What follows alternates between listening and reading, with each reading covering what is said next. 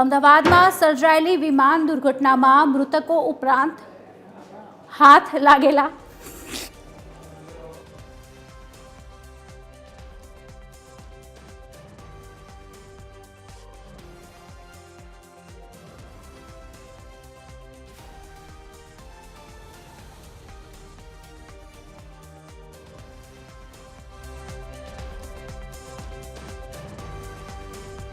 નશ્વર માનવ અવશેષોની અંતિમ વિધિ સરકારે કરી છે। સરકારે 19 માનવ નશ્વર અવશેષોની સન્માનપૂર્વક અંતિમ વિધિ કરી છે તેમજ 7 મૃતદેહના માનવ અવશેષ પરિવારજનોને સોંપાયા છે।